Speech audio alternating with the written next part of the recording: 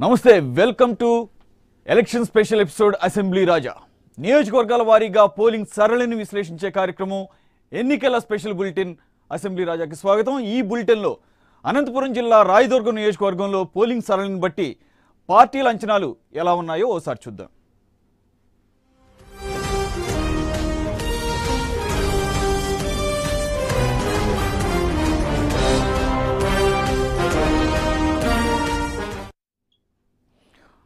Right, Rayadurgam రాజవరు కాల్వ శ్రీనివాసుల కాపు Ramachandra Reddy TDP గట్టిగా నమ్మినటువంటి మహిళా లోకం ఇక్కడ నిజంగానే పోటెత్తిందా లేక ఉదాసీనంగా ఉండిపోయిందా? పోల్ పర్సంటేజ్ చూస్తే మాత్రం టీడీపీ శ్రేణుల్లో దడపుడుతోంది। ఇక్కడ స్త్రీ పురుషుల ఓట్లు సరిసమానంగా ఉన్నాయి, చేరి 1,25,000 చొప్పున ఉన్నాయి। మొన్న జరిగిన ఓటింగ్లో స్త్రీలు పెరిగిన స్థాయికి తగ్గట్లుగా ఓటేయలేదు। గత ఎన్నికల కన్నా కూడా తక్కువగానే మహిళా ఓటర్ల టర్నౌట్ ఉంది। ఇకపోతే రాయదుర్గం ముందు నుంచి కూడా బీసీ బేస్ అధికంగా ఉన్నటువంటి కాన్స్టిట్యుయెన్సీ। ఇక్కడ కాల్వ శ్రీనివాసులు సామాజిక వర్గం ఉన్నటువంటి వాల్మీకుల ఓట్లు అత్యధికంగా ఉన్నాయి। ఆ తర్వాతి స్థానం వచ్చేది చేనేతలకి। గత ఎన్నికలతో పోలిస్తే నియోజకవర్గంలో ఓటర్ల సంఖ్య పెరిగింది। స్త్రీ పురుషుల ఓట్లు దాదాపుగా 12,000 చొప్పున పెరిగాయి। అయితే ఆ మేరకు మాత్రం పోలింగ్ జరగలేదు। ముఖ్యంగా మహిళలు గతంతో పోలిస్తే కాస్త తక్కువగానే ఓటింగ్లో పాల్గొనడం జరిగింది। గత ఎన్నికలతో పోలిస్తే పోలింగ్ శాతాల్లో వ్యత్యాసం కూడా 1% లోపే ఉంది। ఇకపోతే రాయదుర్గం టోటల్గా ఉన్నటువంటి పోలింగ్ స్టాట్స్ చూద్దాం।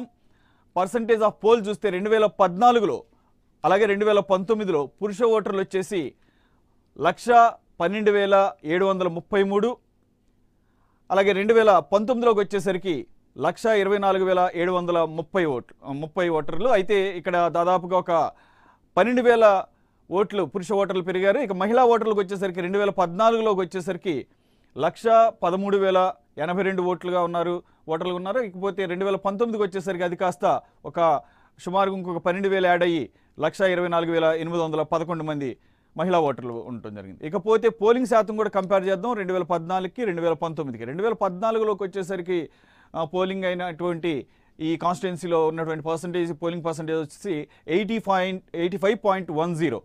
అదే మొన్న జరిగినటువంటి ఎలక్షన్ 2019కి వచ్చేసరికి అది కాస్త 86.02, జస్ట్ లెస్ దాన్ 1% మాత్రమే ఎక్కువగా పోలింగ్ నమోదైంది। కాకపోతే ఓటర్ల సంఖ్య చూస్తే మాత్రం అటు పురుష ఓటర్లు ఇటు స్త్రీల ఓటర్లు ఇద్దరు కూడా దాదాపుగా ఒక 12,000 ఓటర్లు పెరిగారు। కానీ పెరిగిన ఓటర్లకు తగ్గట్టుగా పోలింగ్ శాతం మాత్రం పెరగలేదు। ఇకపోతే పోలైన పురుష ఓట్లు కనుక చూస్తే 97,612 2014లో పోలైతే ఈసారి 1,08,828 ఓట్లు పోలయ్యాయి। ఇకపోతే మహిళల ఓట్లు కనుక చూస్తే 2014లో 94,574 అయితే ఈసారి అంటే 2019కి వచ్చేసరికి అది కాస్త 105,835।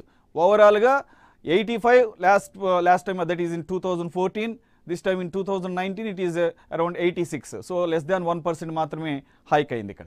ఇకపోతే ఇక్కడ గత ఎన్నికలతో పోలిస్తే నియోజకవర్గంలో పెరిగిన ఓటర్ల సంఖ్య వచ్చేసి 12,000 ఓట్లు। గత ఎన్నికలకు ప్రస్తుతానికి పోలింగ్లో వచ్చినటువంటి పర్సంటేజ్ మాత్రం డిఫరెన్స్ వచ్చేసి 1% కూడా లేదు, అంటే almost 1%, but still less than 1%గా చెప్పుకోవచ్చు। ఇకపోతే గత ఎన్నికల కన్నా కూడా మహిళా ఓటర్లు చైతన్యం తగ్గిందని చెప్పుకోవచ్చు। గతంలో 85.10% అయితే కనుక ఈసారి అది కాస్త 86.02%గా పోలింగ్ నమోదైంది। అయితే ఇక్కడ ఎందుకని ఇలా జరిగింది? జనరల్గా ఈసారి ఓవరాల్గా రాష్ట్ర వ్యాప్తంగా జరిగినటువంటి పోలింగ్ స్ట్రాటజీని కనుక చూసుకుంటే కనుక సరళని కనుక చూస్తే టీడీపీ ఎక్కువగా మహిళల మీదే నమ్మకం పెట్టుకుంది। చివరి నిమిషంలో తను ఇచ్చినటువంటి పసుపు కుంకుమ కానీ లేదంటే రైతులకు ఇచ్చినటువంటి ఈ రెండు వాటి ప్రభావం ఓటింగ్ మీద కనపడింది। దానికి తగ్గట్టుగానే ఓటర్లు బాగా పోలింగ్ కేంద్రాలకు రావడం జరిగింది। అదే టీడీపీని సేవ్ చేస్తుందని చెప్పి భావిస్తుంది। కానీ రాయదుర్గం కాన్స్టిట్యుయెన్సీకి వచ్చేసరికి మహిళా ఓటర్ల టర్నోవర్ పర్సంటేజ్ తక్కువగా ఉండటంతో పసుపు కుంకం ప్రభావం ఇక్కడ కనిపించలేదని ఒక డౌట్ టీడీపీని వెంటాడుతోంది. కాబట్టి ఇక్కడ అసలు మహిళలు ఎందుకని ఇంటికే పరిమితం అయ్యారు? 2014 ఎన్నికలతో పోలిస్తే పోలింగ్కి దూరంగా దాదాపుగా ఇక్కడ 3000 మంది మహిళలు ఉండటం ఇక్కడ గమనార్హం. అదే ఇప్పుడు ప్రస్తుతానికి టీడీపీకి టెన్షన్ పట్టుకుంది. ఇకపోతే రాయదుర్గం కాన్స్టిట్యున్సీ సిచ్యుయేషన్ చూద్దాం.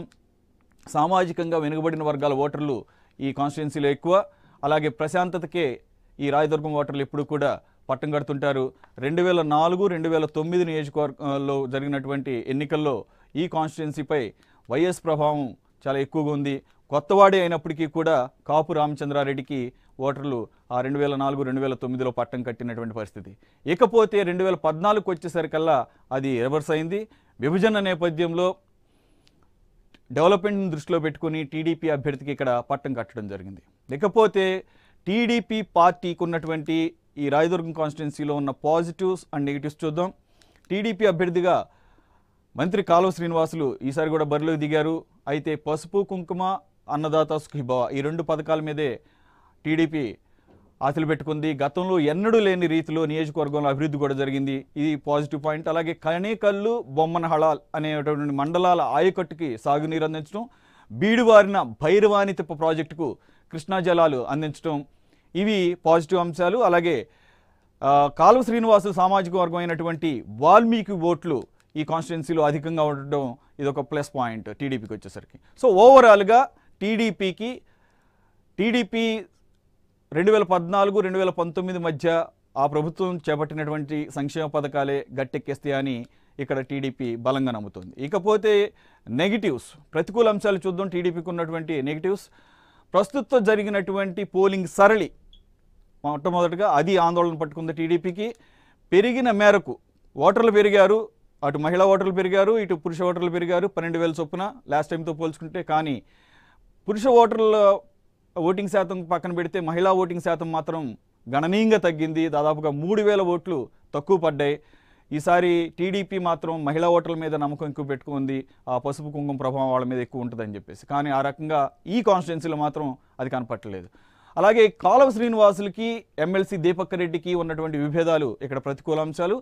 పోలింగ్కి ముందు ఇద్దరికీ కూడా జేసీ దివాకర్ రెడ్డి రాజీ కుదిర్చారు. కానీ అది ఎంతవరకు వాళ్ళిద్దరి మధ్య రాజీ కుదిరింది, అది ఏ మేరకు అది గ్రౌండ్ లెవెల్లో శ్రేణుల దగ్గర పనిచేసింది అనేది చూడాల్సిన అవసరం ఉంది. సో అది కూడా ఒక నెగిటివ్గా పనిచేసాం.